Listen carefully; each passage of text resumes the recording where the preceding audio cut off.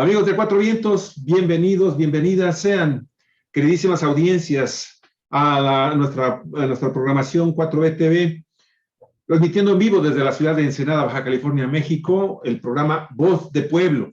Voz de Pueblo nos da la oportunidad de tener enlace directo hasta el Valle de San Quintín, al municipio de San Quintín, en donde radica nuestra queridísima amiga y titular de este programa, Lucila Hernández García. Ella es, usted lo sabe, una muy inquieta activista social indígena mixteca, también consejera estatal de la Coordinadora Nacional Plan de Ayala de Baja California, también coordinadora municipal del municipio de San Quintín de esta misma organización del Plan Nacional, de la Coordinadora Nacional Plan de Ayala. También participa en el programa. El maestro se está conectando porque parece ser que se nos salió de momento, sí, momentáneamente. Ya estamos aquí, permítame un segundito. También el maestro Hugo Cortés Lemus, quien es indígena purépecha, es miembro del Parlamento Supremo, del Parlamento Supremo Indígena y representante arantepancuenses, que es una comunidad perteneciente al municipio de Nahuatzén, en el estado de Michoacán, bueno, esta comunidad está radicada actualmente en la ciudad de Ensenada, en Baja California. Y nos acompaña también, y le queremos agradecer mucho a Lucy que nos haya dado la oportunidad de establecer también contacto con Cristina Solano Díaz. Ella es una indígena Nasabi Ñusabi del estado de Guerrero. Ella es presidente de la Asociación de Mediadores Bilingües Interculturales de una asociación civil, y lo cierto es que esto nos da la oportunidad de tratar un tema que ya lo planteábamos en la semana pasada, en el programa de Voz de Pueblo de la semana pasada, el martes, y resulta, pues vamos a dar a conocer, bueno, nos van a dar a conocer ellos los resultados de la reunión sobre la consulta previa, libre e informada a los pueblos y comunidades indígenas y afroamericanas en materia de distritación electoral en Baja California. Esta reunión se realizó el pasado jueves 19 de mayo en las instalaciones de las juntas distritales 01, que corresponde a Mexicali, 03, que corresponde a Ensenada, y 06, Tijuana. Esto del Instituto Nacional Electoral, el INE. Olga Alicia, bienvenidos los tres. Muchísimas gracias por estar en el programa. Muy amables. Y Olga Alicia de Aragón, por favor, adelante. Bueno, pues amigos, amigas de Cuatro Vientos que siguen este programa, como siempre les recomendamos en Voz de Pueblo, no se lo pierdan, va a estar muy bueno. Muy bueno. Ya Javier planteó los temas que vamos a tratar, pero empezamos porque no, como bien dice Lucila Hernández, no podemos pasar por alto un acontecimiento cultural de enorme trascendencia que todavía se está llevando a cabo en esta semana, y que fue la feria, fue y es la Feria de las Lenguas Indígenas Nacionales. Sé que en este evento tuvo una participación muy importante Cristina Solano. Son muchas mesas de trabajo y se ha buscado que estén representadas la mayor parte de las lenguas indígenas. México es un territorio rico todavía y eso nos enorgullece en diversidad cultural y lingüística.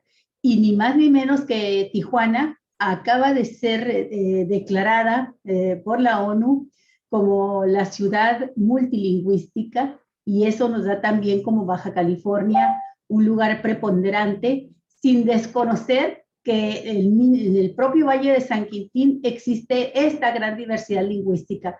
De Tijuana se habla de que tiene arriba de 50 de las 64 lenguas indígenas que se hablan en el país. Y bueno, hay quien menciona que son 58, algo así, leí, 58 las que están representadas en Tijuana. Esto de por sí es todo un acontecimiento cultural importantísimo. Pues si les parece, si te parece, Lucila, empezamos con Cristina, que nos platique de este tema y que sea ella quien nos haga ver la importancia que tiene para nosotros este evento. Adelante, Cristina Solano. Claro que sí, Alicia. Adelante, Cristina, bienvenida a este programa. Voz del Pueblo que nos escuchan, Cristina Solano de Manedero, Lucila Hernández de San Quintín, y mi queridísimo Hugo de Tijuana, de los compañeros purépechas. Bienvenidos a su programa Voz de Pueblo. Adelante, hermana Cristina. Tani kundo tisha bindo deo na abichi datunyo lochi sha anye disato unien disaño unien disho kibi viernes sábado domingo ye chibe sekup Tijuana ye sha andisato unye kuene tabana nye bikue no ushikuya tani kagene dishondika. Muy buenos días, gracias por la oportunidad de compartir en esta mañana y reflexionar muy brevemente de lo que sucedieron estos 3 días en el Secut y que fueron en el marco del diseño, en el inicio del diseño internacional de las lenguas indígenas declarado por la ONU y bueno, pues con la responsabilidad de la UNESCO de realizar estos trabajos. Me tocó participar en 2 momentos y quiero hablar de esos 2 momentos porque me parecen muy importantes. El primero fue en el foro La labor del intérprete de lenguas indígenas en la región norte de México y en el extranjero. Y lo que colocamos ahí, todas las compañeras participantes, Olga Santos, que vino de Los Ángeles, California, la compañera Margarita Palma de La Paz, Baja California Sur, Patricia Sierra del municipio de San Quintín, y 2 otras compañeras hermanas rarámuris, Lupita Gutiérrez y Rosa Candelaria, que vino del Tribunal de Justicia del Estado de Chihuahua. Y bueno, lo que resumimos ahí es que demandamos al Estado mexicano a través de sus políticas públicas gubernamentales y lingüísticas y de justicia, que se etiquete un presupuesto digno, justo y progresivo, puesto que desde la creación del INALI hasta la fecha, la única institución que muy apenas se cubre en el tema de justicia es ahora el INPI, el Instituto Nacional de Pueblos Indígenas, mas no es la misma situación con las demás instituciones que deben ser garantistas de los derechos de las personas que hablamos alguna lengua para el acceso a la información pública o cualquier servicio o programa en México. Y en ese sentido, resaltar lo que hemos venido trabajando en el norte, en la Asociación de Mediadores. Desde el 2014 hasta la fecha hemos otorgado 6,408 servicios de manera gratuita, principalmente en las áreas de programas sociales. Tenemos datos ya desagregados. Muy breve les voy a mencionar que en el acceso a la justicia hemos alcanzado cerca de 400 servicios. ¿Qué quiere decir? Han sido 400 casos en los que hemos estado involucrados las personas que integramos esta asociación civil. Otro dato relevante, hay más de 40 intérpretes y mediadores bilingües formados, acreditados, de los cuales muy apenas ejercemos 8 personas. Ese es un dato duro. ¿Por qué no ejercemos? Bueno, pues porque es un trabajo que demanda tiempo, que demanda dedicación, que demanda compromiso.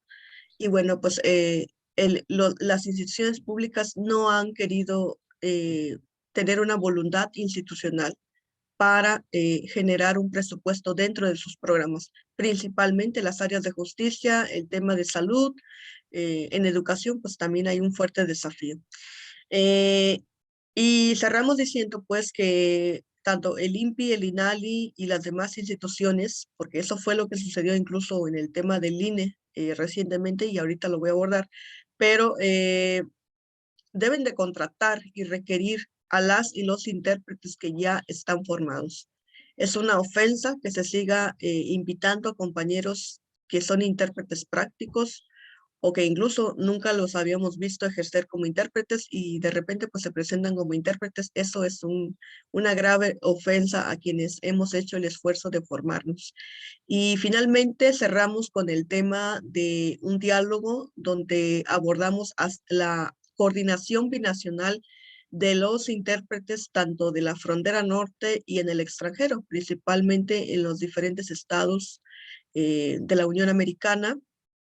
Y bueno, allá están más avanzados, son diferentes contextos, pero lo que se propuso sobre la mesa es que en esta coordinación binacional es que, por ejemplo, en los consulados de México en el exterior, cuenten con representación de pueblos indígenas. Hasta aquí mi intervención en este momento. Muy bien, Cristina, muchas gracias. Ahorita te hacemos una pregunta, la voy a dejar de una vez planteada.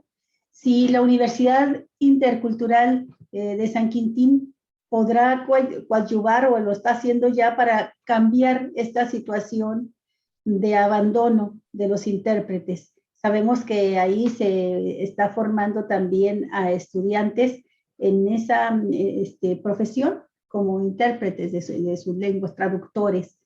Y dejo la pregunta abierta para que sea el maestro Hugo Cortés Purépecha de Tijuana, quien nos comente también su visión sobre este evento que se está llevando a cabo y nos precise los datos. Creo que son 68 maestros, 68 lenguas vivas las que se hablan en nuestro país, de las cuales cuántas son las que se reconocen que están presentes con parlantes que habitan en Tijuana. Buenos días, gracias por la invitación.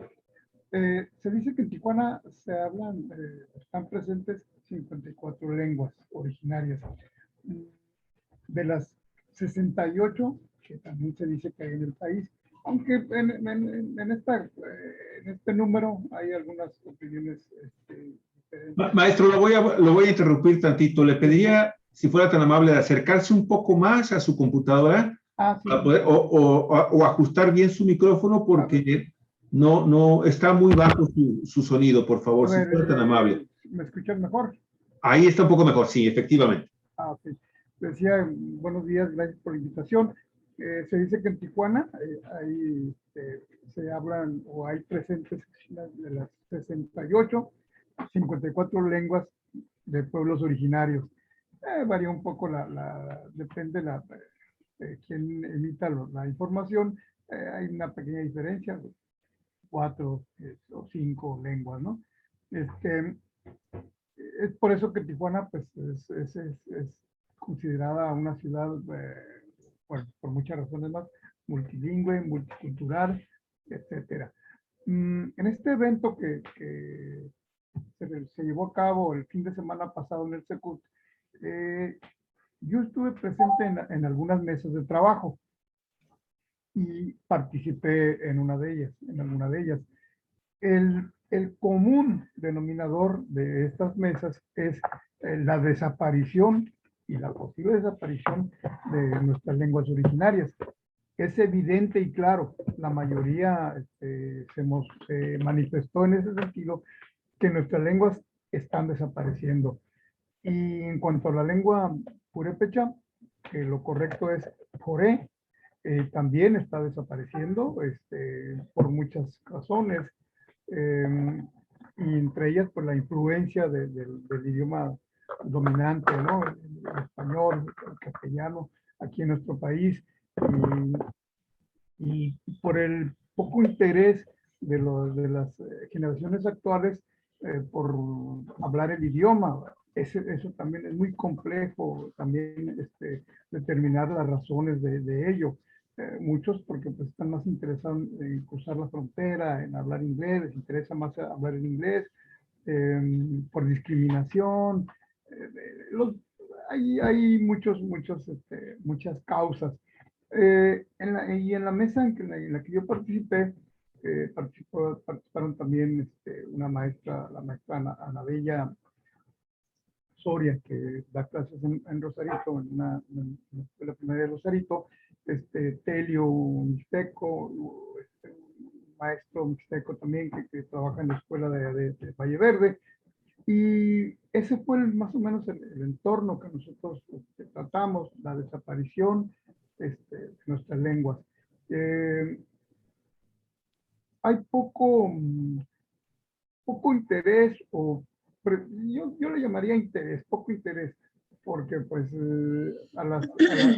una de las instituciones a la que primeramente le hacen algún recorte presupuestal es al INPI. Entonces, el INPI poco puede hacer, poco por todos estos temas que está diciendo Cristina y los temas que se manifestaron en las mesas de trabajo, el INPI muy poco puede hacer con ese poco presupuesto que le asignan. Y con los recortes que sufre, pues también. Entonces, sí hay exigencias para el INE, para INALI, para el gobierno en general, para que se ponga más atención a conservar las lenguas, que no se pierdan. Creo que los nativos, los nativos de Baja California, los pueblos nativos de Baja California están en peor situación que nosotros. Ahora, hablamos de la frontera, sí, pero si nos remitimos a nuestros lugares de origen, también allá se está perdiendo la lengua. También por otras razones, o por muchas razones, pero también allá en nuestros pueblos de origen también se está perdiendo la lengua. Entonces, yo decía, algo debemos hacer, no nada más el gobierno y sus instancias, las instancias que se dedican a atender a los pueblos originarios, sino nosotros también como mayores interesados en conservar nuestra lengua, nuestras costumbres, nuestras tradiciones, etc. A mí me gustaría preguntarles mucho, Cristina, y obviamente si quieres también comentar algo, Lucy, pero a mí me gustaría mucho preguntarle a Cristina también, a Tatac, me gustaría mucho preguntarles. Miren, Ensenada tiene como unos 10 años en que recibió oficialmente la declaratoria como la ciudad del conocimiento. Porque aquí están arraigadas una cantidad importante de medios de escuelas de educación superior y de investigación científica muy interesantes. CICESE, UNAM, UABC, nanotecnologías, en fin. Y créanme que no ha pasado absolutamente nada. Es nada más así como para pararse el cuello de que, bueno, pues somos la ciudad del conocimiento, qué pregones somos, qué bonitos, pero en materia pública, en políticas públicas, para atender a esta comunidad científica relevante en nuestra ciudad, pues no pasa nada más del simple discurso demagógico de siempre. ¿Qué esperan ustedes de Tijuana, ahora que es declarada, reconocida por el gobierno federal como una ciudad multiétnica, multiplural, desde el punto de vista de su cultura? ¿Qué esperan? ¿Hay algún compromiso específico? ¿Hay algún acuerdo? ¿Hay algún convenio? ¿Hay algún decreto que les vaya a dar algún trato especial a las 50 y tantas comunidades que están representadas de nuestro país, que están representadas en Tijuana? Cristina, me gustaría primero escuchar a usted, después a Tata. Pues mira, ahí es un desafío muy grande en el municipio de Tijuana, puesto que aunque el mismo INEGI dice que es el municipio que más población indígena tiene, pues en lo sustantivo, en el reconocimiento, pues está muy lejos, ¿no? Porque incluso en la propia intervención de la alcaldesa me pareció como de, bueno, pues no sé ni siquiera quién le escribió su discurso, si lo decimos así, en la firma de este sábado, ¿no? Y hago este comentario de una manera muy respetuosa porque ella es autoridad. Y tiene que verse traducido en programas, en un reflejo del trabajo que haga el gobierno municipal de Tijuana, por ejemplo, en su oficina de representación o coordinación de pueblos indígenas del ayuntamiento, pues que cuente con suficiente personal, que cuente con intérpretes en las lenguas indígenas. Tengo entendido que ahorita la persona que está no es indígena y que no habla la lengua, no la conozco, no la he tratado, pero es el sentir de muchos compañeros que me han compartido eso. Entonces, ¿cómo dignificamos, cómo reconocemos si ni siquiera los que están al frente son quienes vienen de pueblos indígenas? Que tengan un programa, sí, para todos los temas sociales, justicia, educación, becas, lo que pide la ciudadanía de pueblos indígenas, pero también es importante que cuenten con un programa específicamente en el tema de lenguas indígenas y que no se limite a la presentación de lo que he leído mucho en redes, ¿no? No, pues que la danza folclórica de tal pueblo, qué bonito y colorido se ve. Seguimos cayendo en lo bonito, en el romanticismo, El paternalismo ancestral. Así es, y seguimos sin reconocer esta diversidad cultural y este multilingüismo de todas las lenguas que se hablan. ¿Por qué no se trabaja en un mapa lingüístico en el municipio de Tijuana? ¿Por qué no crear programas o campañas en lenguas, pero que realmente sean campañas sustantivas, que sean de beneficio a la población? Muy bien. Tatac, por favor, algún comentario. Sí, Bueno. A ver, adelante, vamos. adelante. Adelante, Tatac, por favor. Pues todos estos declaraciones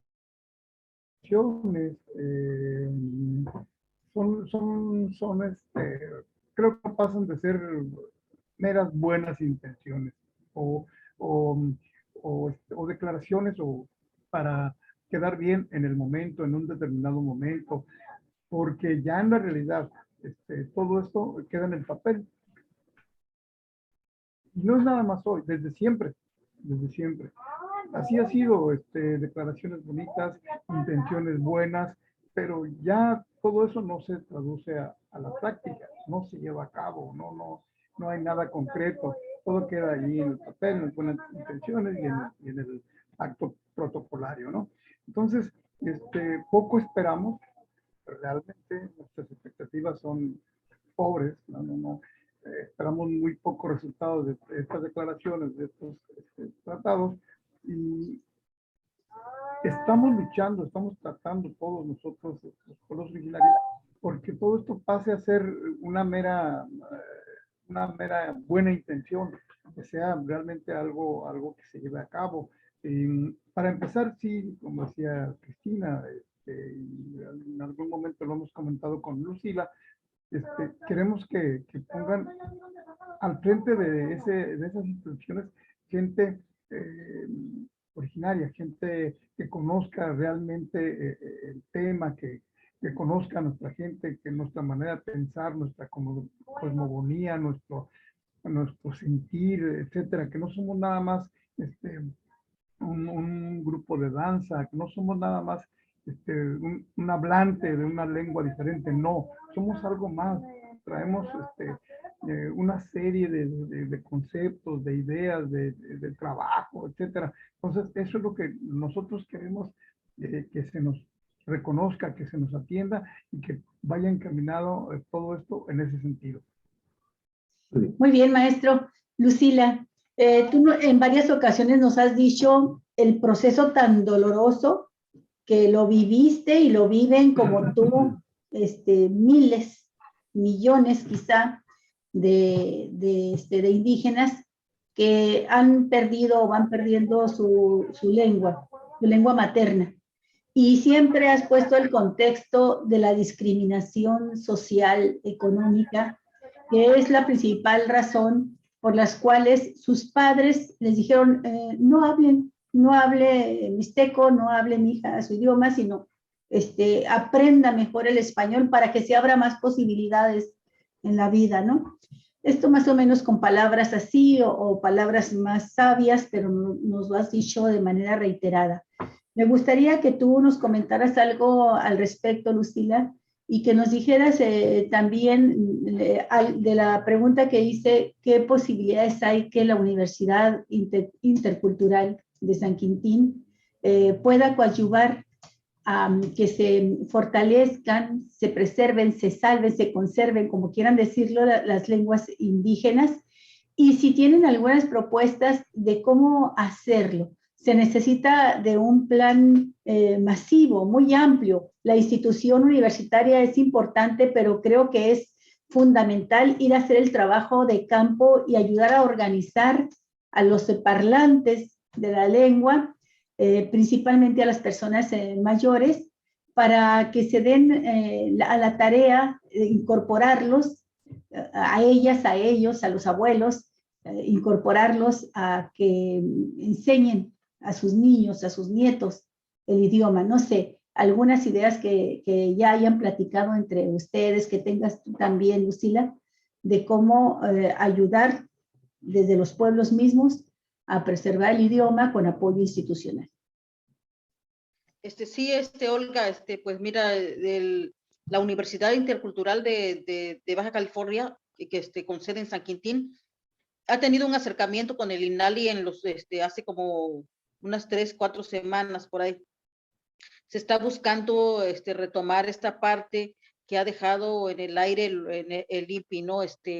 La parte de los traductores, los mediadores bilingües, traductores para que asistan a las personas indígenas en su propia lengua, ¿no?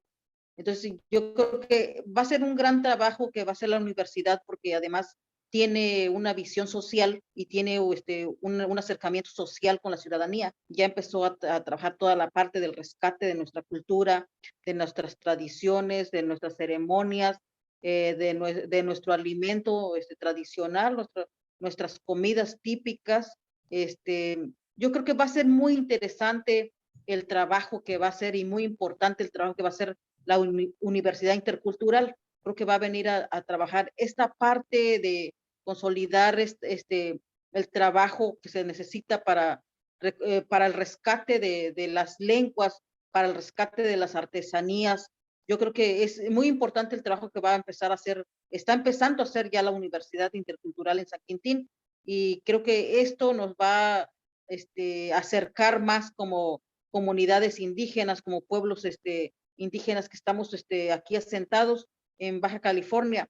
Yo creo que esto va a ser muy importante y también va a poner desde un estudio, ¿no? Ver por qué los recortes presupuestales que se le han hecho muy fuertes al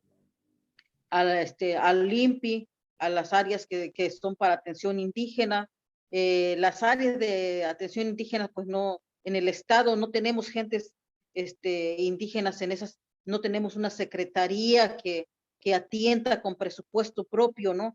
Tenemos un área indígena que depende de otra dependencia y que solamente es canalizadora. Entonces yo creo que para que realmente exista un rescate efectivo, tiene que tener un presupuesto pues, para ello. No nada más tener un lineamiento que diga que trabaja rescate y sin presupuesto, ¿no? Porque hoy no contamos en Baja California desde el INPI con presupuestos para los rescates que realmente impacten, sino que pues llega a 10 pesos y pues 10 pesos no alcanza para todo Baja California y para Baja California Sur, ¿no? Entonces yo creo que es un poco complicado, pero se necesita ahora sí que trabajar desde las políticas públicas para que realmente se vea el avance. Olga, Javier, y me da mucho gusto poder tener ahora sí que este programa con nuestra hermana Cristina, con Hugo Cortés, el maestro Hugo Cortés, un gran hermano de lucha también que hemos caminado mucho, y yo creo que esto nos fortalece y este programa es para todos y para todos. Sí, muchas gracias, Lucila. Y por supuesto que aprovechamos la participación de los tres para que nos expliquen y nos informen y nos den su opinión a todos los que siguen este programa de Cuatro Vientos, que es en varias partes de la República y del extranjero, pero fundamentalmente aquí en el Terruño, en Baja California, en el Valle de San Quintín, y que nos digan, ya entrando de lleno a este foro de consulta en el que les tocó participar sobre la redistritación electoral local y federal en Baja California y en el país de las consultas a pueblos y comunidades indígenas y afromexicanas. Cristina Solano, este tema es fundamental para que territorialmente desde ahí se vaya reconociendo la presencia importante de las comunidades, los pueblos indígenas, y que puedan ejercer realmente sus derechos políticos que se presentaron como acciones afirmativas, político-electorales, pero que ya sabemos lo que sucedió en el proceso electoral pasado. De hecho, prácticamente fueron Lucila y tú, bueno, y Evelyn, que fue la que quedó, Evelyn Sánchez, quienes representaron auténticamente candidaturas indígenas. Por ahí hubo otra compañera también de una etnia yumana, pero la mayoría de los partidos en el Estado se hicieron guajes y trataron de violentar este derecho de los indígenas. En algunos casos se llegó a rupturas, a confrontaciones fuertes, e incluso todavía en el caso, por ejemplo, de la comunidad Kumiai, no, de la comunidad de Triqui, la comunidad Triqui todavía está sufriendo en el interior, en su seno, parte de esta confrontación política por la intervención de quien fue a usurpar la identidad, ¿no?, indígena para buscar la candidatura. Bueno, ¿qué fue lo que sucedió en este foro? ¿Cómo se desarrolló? ¿Qué posibilidades ven ustedes de que se rescate bien sus derechos en este proceso de redistritación electoral para el Estado y a nivel federal?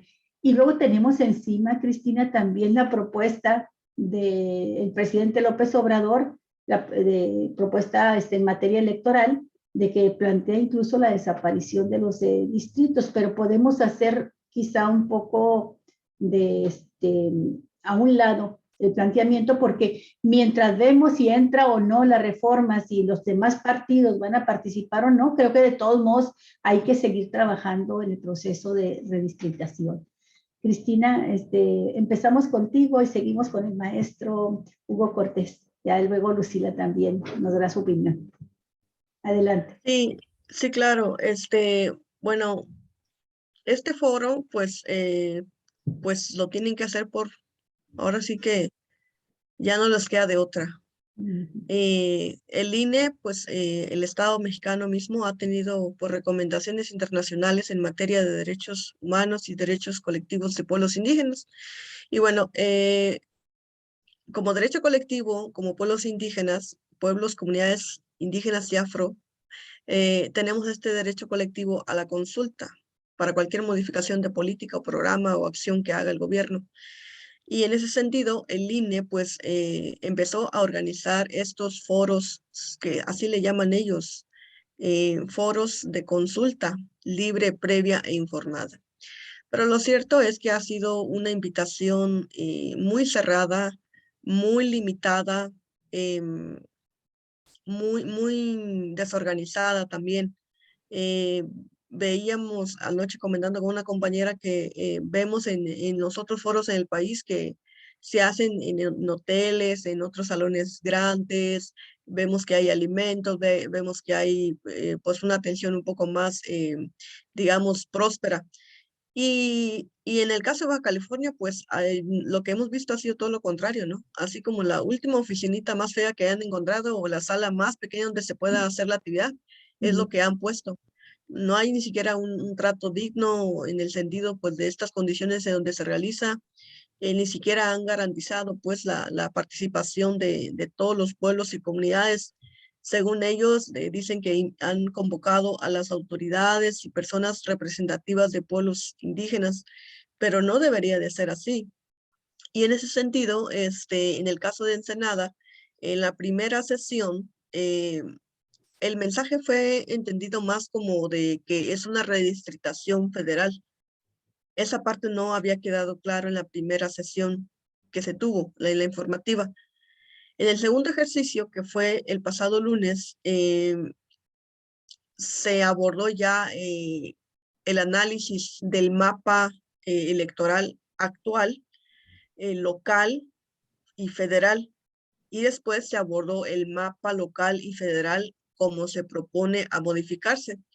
Y bueno, por ejemplo, en el caso del pueblo Quiligua, una compañera mencionó que ellos sí se verían afectados en el distrito, en la nueva redistritación federal, puesto que su parte de su pueblo, pues pasaría a pertenecer a un distrito de Mexicali. Y en la lógica decimos, ¿no? Quienes tuvimos la oportunidad de participar en el pasado proceso electoral, a duras penas hacemos campaña a como está con el actual mapa electoral. Modificaciones que afecten a los pueblos es un tema que se tiene que analizar a profundidad. Sabemos que esta redistritación tiene que ver con la nueva, pues el nuevo censo que realizó el INEGI, que incrementó la población y por lo tanto se hace una dispersión, una nueva actualización de los distritos de acuerdo al número de habitantes. Pero tampoco aclararon esa parte, tampoco explicaron esa parte cuando se les preguntó. También, por ejemplo, en el caso del municipio de San Guindín, hubo ahí una confusión también, ¿no? Una cosa es la de declarar a un municipio indígena y bueno, pues la limitante aquí sigue siendo el tema porcentual que manejan casi pues que todas las instituciones públicas, ¿no? Que sea el 40% de la población. Entonces ahí, por ejemplo, algunos compañeros pues daban por hecho pues de que pues San Guindín debería ser declarado como distrito local indígena, ¿no? Y federal, y están en todo su derecho, igual nosotros pues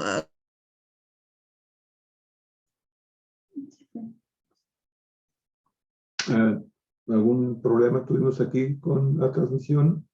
A ver, Cristina, creo que se congeló, ¿verdad? La imagen de Cristina. Sí, está congelada. Cristina, de salió. Tijuana. Ahí está. Ok, se congeló un momento la imagen y no alcanzamos a escuchar la última parte. Un minuto, por favor, si puede regresar. Sí, nada más ir cerrando diciendo que sí, estamos de acuerdo en que queremos que los distritos local 17 y pues el 03 federal pues puedan ser distritos indígenas, pero la limitante aquí institucional sigue siendo el porcentaje de población indígena. Entonces, frente a eso, pues, ¿qué podemos también nosotros ir trabajando en el mediano plazo? Porque lo cierto es que la representatividad de los pueblos indígenas, pues esta es la primera generación de diputadas que llegan, pero van a seguir otras. Y mientras no veamos una agenda clara en esta materia electoral indígena, hay muchos pendientes para una participación y representación efectiva. Así es. Maestro Hugo Cortés, en efecto, ha habido mucha dificultad para que se pueda lograr la representación indígena. Tiene que ver con la discriminación. Por un lado, la ambición desmedida de los mestizos que dominan los partidos políticos, la partidocracia, y por otra parte, pues en esta misma ambición le estorban todas las grupos y minorías que pudieran ser reconocidas con políticas afirmativas. Se les estrecha el camino, ¿verdad?, para llegar a ocupar ellos más posiciones, más de las que ya tienen. Pero por otra parte, es cierto lo que dice Cristina, o sea, la ley te está poniendo un porcentaje alto, resulta muy alto para regiones como el norte del país. Otra cosa es el centro, donde se concentra mayor población indígena. Aún así, sigue siendo muy alta ese porcentaje que piden para poder ser declarados distritos indígenas. Se puede en algún momento dado dar una interpretación más acorde con los derechos que están doblemente, si por decir doble, pero mucho más vulnerados los derechos políticos electorales cuando estás siendo parte de una población que es importante, pero que no llega a tener ese porcentaje para tener ese derecho. Y lo pregunto en esos términos porque entonces quedan en peor situación todavía indígenas que han tenido que migrar de sus lugares de origen o que siendo nativos no tienen ese porcentaje, se han desmembrado sus comunidades por todos los problemas económicos, sociales, políticos que le han afectado a las comunidades y entonces los hace todavía más vulnerables, por lo tanto, más sujetos de acciones afirmativas. Creo que este fue el principio fundamental que argumentó la magistrada Janine Otálora para decir si tienen derecho los pueblos indígenas de Baja California a tener acciones afirmativas en estas elecciones pasadas, que como dice Cristina, pues por primera vez llegan a indígenas auténticas a la Cámara, ¿no? Pero todavía es insuficiente. Y mi pregunta va por ahí, maestro, ¿qué posibilidades hay de que se reconozca, aunque no tenga ese 40%, argumentando lo mismo que ya argumentó la magistrada Otálora? Gracias. Mire, nosotros criticamos principalmente pues, a las instancias gubernamentales, principalmente, ¿no? es algo que hacemos normalmente ya de por sí. Pero haciendo un ejercicio autocrítico, déjenme decirles que para reuniones informativas o estos Foros.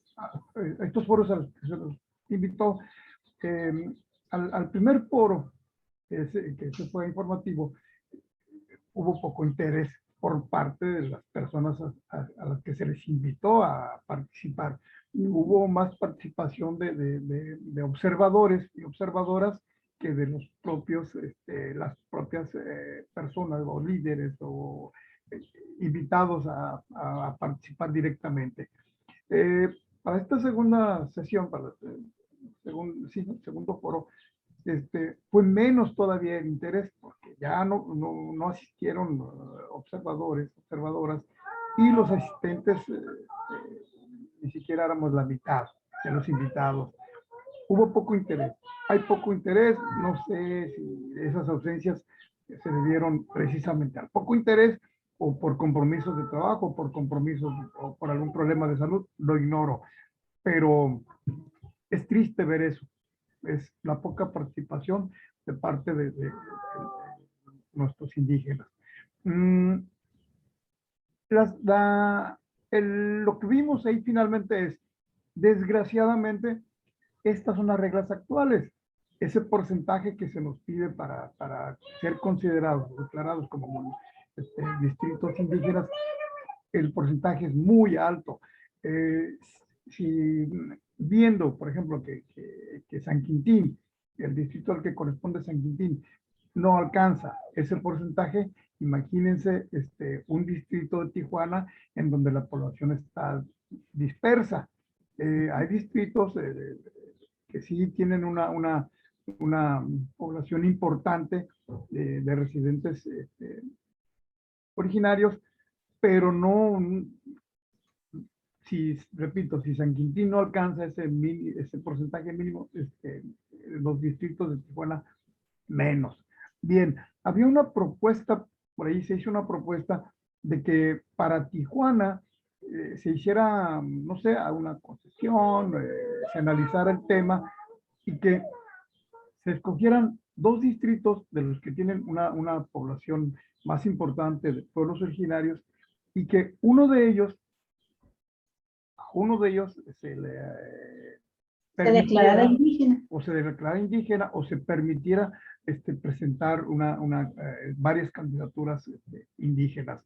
Pero volvemos a lo mismo. Las reglas actuales son tal cual están, ¿no? Entonces, nos decían, bueno, y nosotros también lo hemos expresado, lo correcto sería tal vez hablar con los diputados y que se cambien esas leyes, que se reforman esas leyes y que nos den la oportunidad de acceder a esos puestos públicos. Y creo que eso es lo que pudiéramos hacer, aprovechar actualmente a nuestros diputados de pueblos originarios, hablar con ellos y que promuevan esos cambios que efectivamente nos han afectado siempre, que a los mestizos, pues ellos poco les interesa, ellos quieren el poder, tienen el poder y muy difícilmente lo van a soltar. Muy difícil van a permitir que un indígena asuma el poder y que modifique, estando en el poder, algunas concesiones, ciertas cosas que ya ellos tienen, que han detentado desde siempre.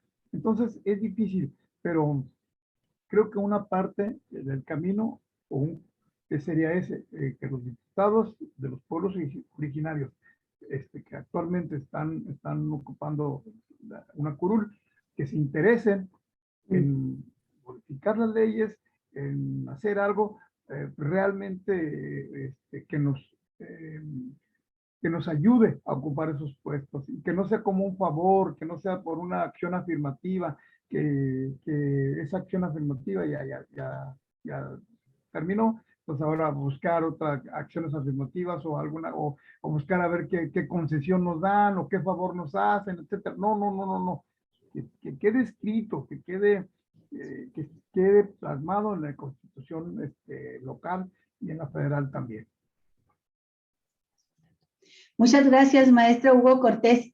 Lucila, ¿tú qué piensas? ¿Cómo se puede resolver esta situación en un estado como Baja California, donde ni San Quintín, que concentra tanta población indígena, logra ese 40% para ser declarado distrito? ¿Tienes alguna idea de cómo se podría resolver dentro de los parámetros actuales que se están planteando de redistritación? Y también me gustaría saber si a lo mejor no será posible dejar salir de esa camisa de fuerza, ¿verdad?, que son los de distritos, y plantearse las listas de candidatos con un criterio abierto. O sea, que los mismos indígenas hagan sus propuestas de listas de candidatos dentro del contexto de la propuesta de reforma de López Obrador, y de esa manera tendrían 12 vías, si no es la partidista, que serían los indígenas independientes, por ejemplo, las candidaturas independientes, que tendrían ya el mismo peso y la posibilidad de ser tomados en cuenta con el porcentaje que alcanzaran de votos. Hago la propuesta, el planteamiento así general, para ver en corto cómo estamos, qué se puede hacer dentro de este esquema de distritación, y dejar quizá planteada la posibilidad, si existe, de que desaparezcan los distritos y queden las listas de indígenas en los primeros lugares, ¿no? Adelante, Lucila. Tu micrófono, si fueras tan amable, Lucy, que lo tienes apagado, por favor. Gracias. Disculpa. En esta contienda electoral pasada, yo creo que tanto Cristina como tu servidora, vimos el panorama real y crudo para la población indígena, ¿no? Primero, pues nos enfrentamos a la parte de que Cristina, pues así alcanzó la acción afirmativa completa, ¿no? Tu servidora no alcanzó la acción afirmativa porque ya estaba dada. Entonces yo creo que nos vimos en este estira y afloja para poder posicionar un espacio o para poder participar o acceder, ¿no? En San Quintín también la otra parte que vimos al decretarse municipio, los números bien agarraron ahora sí que el censo más viejo para poder hacer municipio San Quintín, para que los números como indígenas no se reflejaran, ¿no? Y yo creo que este censo 2000, este último censo 2020 tampoco no nos sirvió, no nos ayudó. La pandemia, Lucila. El censo de la pandemia. Entonces no se censó 100%, entonces no tenemos una cifra real, certera del INEGI, porque por la pandemia. Pero yo creo que lo que podríamos ir trabajando y podríamos ir avanzando, Cristina, Hugo, sería una propuesta, declarar nuestras comunidades indígenas. En esa forma yo creo que ni el INE, ni el INEGI, ni el Estado nos va a ganar. Yo creo que nos obligan a declarar nuestras comunidades indígenas, y yo creo que todas las comunidades, por decir, en el Valle de San Quintín son muy particulares, ¿no? Vivimos más casi en las comunidades el 100% indígenas. Entonces yo creo que nos queda declarar las comunidades indígenas, hacer nuestras autoridades indígenas, y obligaríamos al INE y obligaríamos al Estado de que nuestra participación fuera por usos y costumbres dentro de nuestro sistema normativo interno. Hay una complicación también en esta, ¿no? Porque se tiene que respetar los derechos de todas y de todos. En la convivencia en San Quintín decimos siempre el 80% es indígena. No se marca en las estadísticas porque no lo sabemos, porque o no les conviene, o mueven los números, o algo pasa que no es tan, no es lo que vemos, ¿no? En estadísticas, como lo que vemos al caminar por las comunidades, ¿no? Caminamos por las comunidades y las compañeras son triquis, son mixtecas, son zapotecas, son de todas las etnias, pero en la estadística no nos contamos. Entonces lo que nos lleva a hacer otro mecanismo. tendríamos que hablarlo con, entre nosotras, con los sabios y sabias y nuestros compañeros dirigentes, de ir declarando nuestras comunidades indígenas. Yo creo que sería la única manera, porque vemos en esto que nos pasó a nosotros como municipio, también las cifras fueron muy bajas, o sea, estaba yo enojada cuando estaba viendo la presentación. Y en esta parte también yo creo que pasó lo mismo. No me tocó poder asistir porque soy coordinadora municipal de CEMPA y me tocaba proponer el plan de trabajo de CEMPA con el gobierno del estado, y entonces teníamos una reunión ese mismo día que salimos bien tarde y ya no alcancé ni siquiera un rato, ¿no? Pero sí estuve siguiendo las grabaciones, estuve siguiendo todo.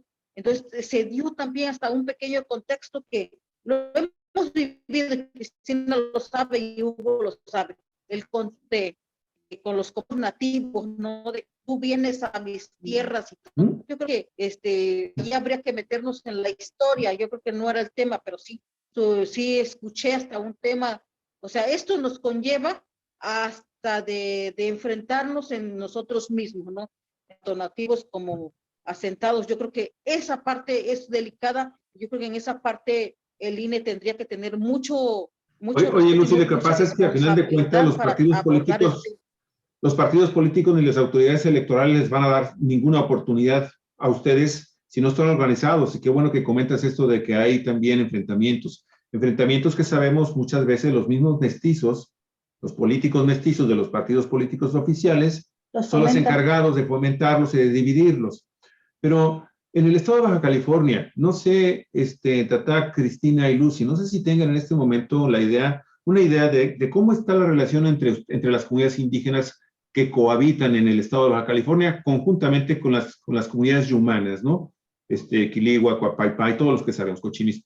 Pero ¿no han pensado finalmente ir a la solución de fondo de esto? ¿Hacer un partido de indígenas en Baja California? Eso, a final de cuentas, ya les quitaría que si me dan un distrito, que si el porcentaje, que quién sabe qué. Es más fácil conseguir las firmas, organizar un movimiento auténtico de comunidades indígenas, unirse en ese sentido y lograr un objetivo que es finalmente ejercer su derecho político constitucional. ¿O es demasiado quimérico este tema? ¿Es demasiado soñador, utópico? ¿Qué opinas, Tata? Por favor, si fueras tan amable. Después, Cristina, y si fueras tan amable, Lucy. Sí, y si puede, Hugo, maestro Hugo, si puede también dar una opinión sobre la iniciativa que dibujó aquí, la ruta que dibujó como una posibilidad Lucila Hernández, de que sus propias comunidades se declaren como indígenas para gozar de los derechos y de la obligatoriedad del Estado para consultarlas, ¿no? Y que les respeten sus usos y costumbres. Me gusta esa idea. En algún momento lo hemos comentado en corto y eso estaría muy bien, muy bien. Quizá, no quizá, debemos comentarlo más ampliamente y desglosarla fríamente con tranquilidad y compartirla entre la mayoría de nosotros y ver esa posibilidad de realizar eso. En cuanto a la relación con los nativos, yo soy miembro y fui dirigente un año del Parlamento Supremo Indígena. Actualmente, la presidenta de ese grupo es doña Guadalupe Espinosa, es nativa de Baja California. Con esto quiero decirles que nosotros hemos tratado de integrarlos, de trabajar juntos, de ver cuáles son nuestras coincidencias y a partir de ahí hacer algo.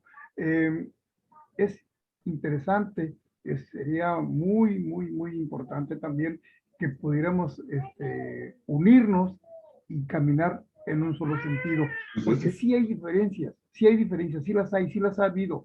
En primer lugar, ellos también se sienten como invadidos, sienten que nosotros somos una parte de los invasores, ¿no? Que invadimos su territorio, invadimos su casa, les estamos quitando tierra, territorio, etcétera. Ellos nos ven también de esa manera, hay que reconocerlo. Y nosotros, al menos en lo personal y a las organizaciones a las que yo he pertenecido, nosotros nos hemos acercado a ellos, tenemos una buena relación con varios dirigentes, pero no ha pasado de ahí, desgraciadamente. Hemos dado unos pasos hacia adelante, pero nos ha faltado llegar al fondo. Caminar como un solo grupo, caminar como pueblos originarios y pedir, exigir en el mismo sentido lo que nos hace falta, que sea un beneficio colectivo, no nada más hacia nosotros, los pueblos asentados en Baja California o los pueblos nativos. Necesitamos nosotros ver esa parte, es cierto, necesitamos reunirnos, necesitamos convencernos, acudir a esas reuniones, a esas pláticas con el corazón y la mente abiertas para integrarnos totalmente y dejar esos resabios de parte de ellos, ¿no? De sentirnos como alguien que se está quitando algo y también sentir, ellos también tienen esa parte, sienten que nosotros, los que decidimos asentados en Baja California, estamos mejor que ellos. Realmente ese es el sentimiento de ellos. Y nosotros tratamos de eliminar eso, tratamos de acercarnos, de caminar en un mismo sentido, pero ha sido difícil. Por muchas razones ha sido difícil. Hay esas diferencias. Tenemos que ver a fondo eso, eliminar esas diferencias, limar asperezas y ir en un solo camino. Si es que en realidad queremos conseguir beneficios. Oiga, maestro, lo que pasa es que también, mire, lo acabamos de ver, ahorita hay un registro de 10 grupos, pequeños grupos de ciudadanos que se unieron, se presentaron su solicitud como movimientos sociales afiliados en una asociación civil ante el Instituto Nacional Electoral, ante el Instituto Estatal Electoral de Baja California, y ya están en este momento en proceso de registro como partidos políticos. O sea, ¿ustedes qué serán? ¿Cuántos habitantes indígenas hay en Baja California? ¿Qué serán? ¿Unos 150,000? ¿Unos 200,000? Caramba, creo que se requieren alrededor de, no sé, 10,000, 12,000 firmas en los distritos, en los municipios, para presentar una iniciativa e inscribirse, y les dan la oportunidad rápido de que puedan ustedes realmente formar su propio partido. Es que yo lo veo muchísimo más fácil que, y ahí sí tienen municipios completos, diputaciones completas, federales, estatales. ¿Qué tal hasta la gubernatura? No sé, pero bueno, a lo mejor creo que soy muy soñador, disculpe. Perdón, quería algo acerca de eso. Efectivamente, miren, nosotros tenemos esa idea desde hace mucho tiempo, ¿no? Esta ocasión, antes de la acción afirmativa, íbamos por buen camino. Ahora, no sé si realmente son tan ladinos o tan inteligentes los mestizos, que como que vieron que estaba aprendiendo esa idea de tener un partido político indígena. Pasó eso, ¿no? Autorizaron se dieron las circunstancias, exactamente no sabría cómo explicarlo, se dio las circunstancias de la... Pero extrañamente coincidió. Exactamente, y eso, quieras o no, nos dividió y dejó esa parte de un partido político indígena a un lado. Nos concentramos más en aprovechar la acción afirmativa y olvidamos un poco la creación de nuestro partido. Pero esa es una idea que ahí está. Creo que ahora que ya pasó lo de la pandemia, o lo más grave, lo más crítico de la pandemia, podemos retomar el tema, y ojalá que ahora sí podamos llegar a un al feliz. Ojalá. Bien, Cristina, ¿tú cómo has visto esto? ¿Qué es lo que has pensado? Ya aquí hay una pequeña lluvia de ideas. Me imagino que cada vez que se juntan ustedes hay torrenciales de lluvias de ideas, pero ¿cuáles son las que a ti te parecen más viables? Aquí ya se han planteado 3, ¿no? Un partido político indígena, la creación de declarar comunidades indígenas a sus propias comunidades donde habitan ustedes y que son mayoría indígena, y la otra que planteaba yo, la posibilidad de las listas abiertas y que se anoten los indígenas, ¿no? En esas listas. Adelante, Cristina.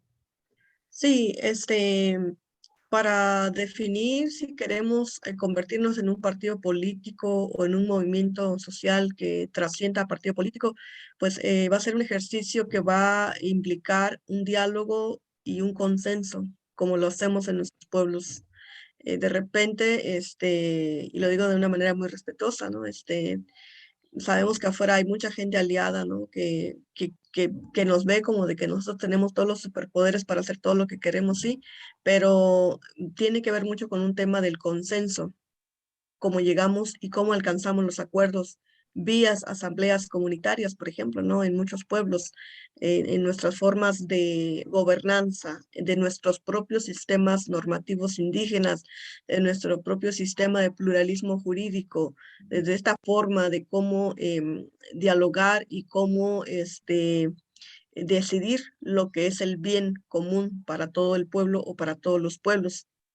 Eso sería de entrada buscar un diálogo a profundidad y poder alcanzar un consenso, que es lo que nos conviene más, al menos en esta zona fronteriza, para quienes somos pueblos migrantes, pueblos asentados, y desde luego una cohesión social comunitaria con los pueblos hermanos, ¿no? De todos los pueblos y humanos. Esa sería como mi primera propuesta de ir a un diálogo profundo y de un consenso.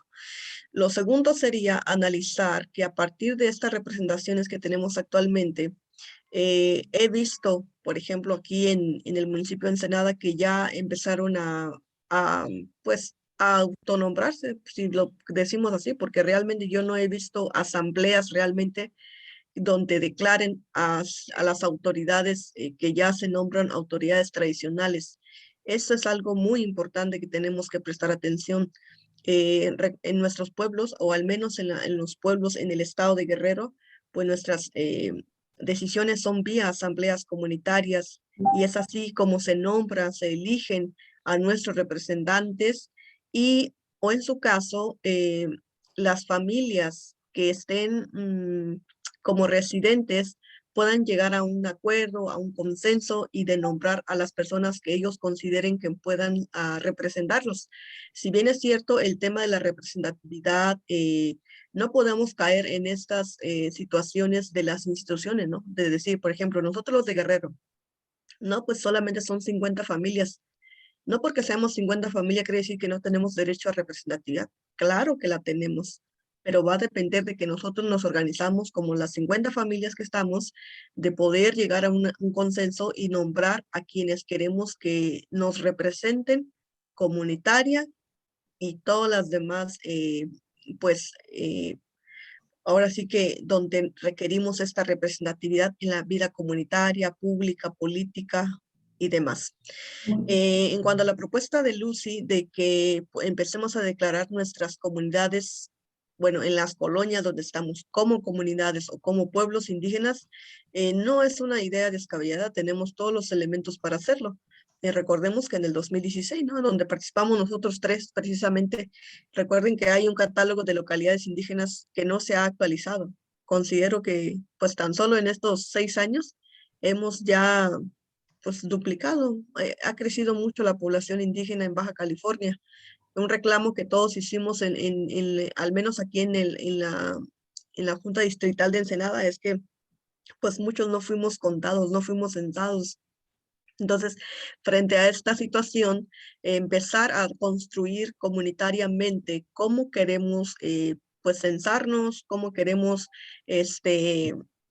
reconocer y nombrar asambleas comunitarias como una manera también de derecho colectivo, del ejercicio del derecho colectivo en donde estamos, y que nuestros derechos van con nosotros a donde vayamos.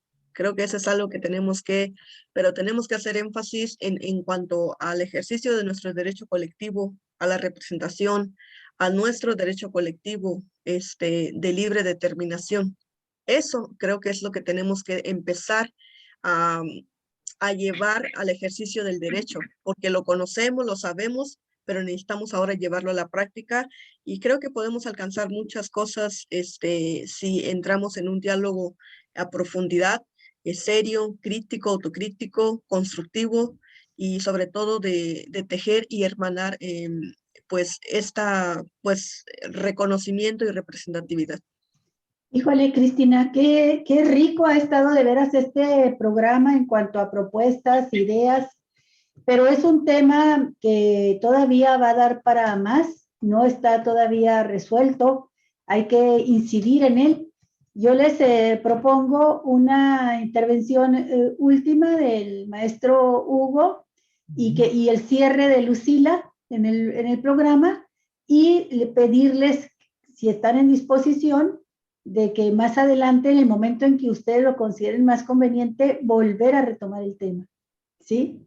Adelante, maestro Hugo. Está apagado el micrófono. Ya. Gracias. No quiero dejar pasar algo que fue un tema recurrente en los foros que organizó el INE y la conversación ahorita con nosotros, el INEGI, las cifras que maneja el INEGI.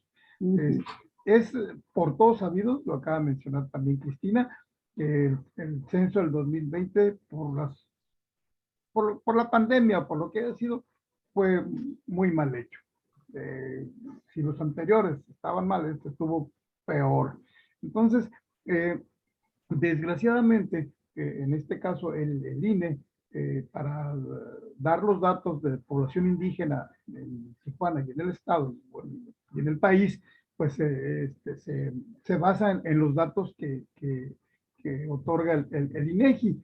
Entonces, también esa sería una parte importante a corregir, que el INEGI, ya que el INEGI es tan importante en muchas situaciones, porque los datos del INEGI también los maneja la Secretaría de Economía, las diferentes dependencias gubernamentales. Entonces, habría que corregir también eso, ¿no? Que el INEGI ponga más presupuesto o que dé más tiempo para el censo, o que realmente se realice como debería ser, como se supone, lo que contiene el espíritu del censo, conocer realmente la población y en este caso conocer realmente la población indígena. Eso sería muy interesante para nosotros poder tener una base ya más formal, más real, más legal, vamos a decir, para plantear nuestras necesidades, nuestras posiciones. Y bueno, gracias por la invitación y sí, estoy dispuesto a cualquier otro momento que me puedan invitar, con gusto los acompaño. Gracias, maestro. Ahí nos ponemos de acuerdo a través de Lucy. Lucila, ¿cómo cierras tú el programa? Pues cierro de que tenemos que volvernos a sentar, tanto nativos como asentados en la región, y trabajar desde nuestro sistema normativo interno. Pues nosotros tenemos un sistema normativo interno desde la asamblea, desde el consenso, para poder llegar a este punto que no nos está garantizando ni el INEGI ni el INE, ¿no? De trabajar dentro de nuestras comunidades como queremos, ¿no? En San Quintín, pues todos estamos organizados por comités, por eso tenemos un muy buen ejercicio en San Quintín, porque se organizan comités y son los que siempre están trabajando por la comunidad. Entonces yo creo que desde esa parte, y no partimos de cero, porque ya partimos como decía Cristina, tenemos un catálogo de comunidades indígenas que se hizo por el INPI, por la CDI anteriormente, ¿no?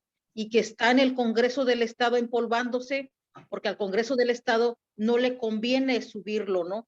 Entonces allá está en el archivo empolvándose este censo que se hizo de comunidades, ya de comunidades indígenas en San Quintín, en todo el estado también yo creo que se hizo, y ya está, ¿no? No partimos de nada, partimos tanto de este censo de comunidades indígenas, partimos desde nuestro sistema normativo interno que nos rige, y yo creo que sí podríamos hacer un ejercicio muy interesante, solo que hay que sentarnos todas y todos, para poder llegar a este consenso y trabajar en el mismo eje, ya que vemos que no tenemos las garantías por parte del INE y entonces tenemos que, ahora sí que hacerlo nosotros y nosotras, trabajar en esta parte. Y yo con esto cierro. Yo creo que siempre en Cuatro Vientos hemos hecho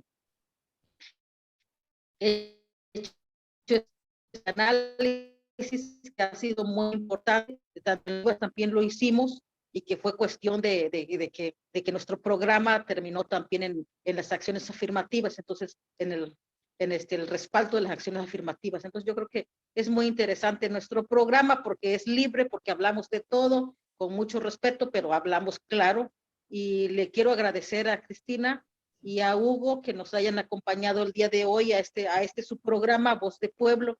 Cristina, te mando un fuerte abrazo. Sé que fue un momento muy difícil para ti en tu participación, a hablar desde tu raíz, desde tu cosmovisión y recordar a tu madre. Te le mando un fuerte abrazo a tu corazón, para que estés tranquila, feliz, échale ganas, te está mirando y sé que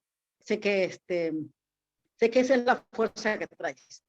Y Hugo, muchas gracias, Hugo Tatakeri, por acompañarnos a este programa. No va a ser el primero, creo que es el primero de muchos que tendremos de temas muy importantes para la población indígena. Un fuerte abrazo y un saludo a todos y a todas, ¿no? Yo cierro con esto, un fuerte abrazo y un saludo a todas y a todos. Los invitamos, díganos de qué quieren hablar. Voz de Pueblo es de ustedes, para ustedes, y está abierto. Sí. Bueno, pues nada más por lo que has mencionado y que nosotros no teníamos en cuenta, todo nuestro cariño, nuestra solidaridad, Cristina Solano Díaz. Sabemos del enorme amor y reconocimiento que profesaste siempre a tu madre, porque ella, sí, así lo dijiste varias veces, te ha permitido ser quien eres. Ella te impulsó para ser la profesionista y un orgullo no solo de la familia, sino de la comunidad indígena y de los pueblos indígenas. Así te vemos también nosotros, bien plantada como una profesionista, una feminista, una defensora de derechos humanos, una conocedora, una hablante de tu lengua. En fin, un abrazo solidario y muchísimas gracias también, maestro Hugo Cortés, muchas gracias. Y a ti, Lucila, pues, ¿qué más te podemos decir? Voz de Pueblo es tu espacio, tú lo has creado, y esperamos nada más que tú nos digas cuándo retomamos este tema, nos ponemos de acuerdo en estos días próximos. Hasta pronto, muchísimas gracias. Y amigos, amigas de Cuatro Vientos, no se vayan, que enseguida tenemos un programa muy bueno. Sobre la escasez del agua, amigos y amigas, en Baja California en particular y en Ensenada. Los plantones, las acciones que ya tienen que realizar los vecinos de las colonias. Agua potable, aguas grises, agua. En fin, regresamos en un momentito.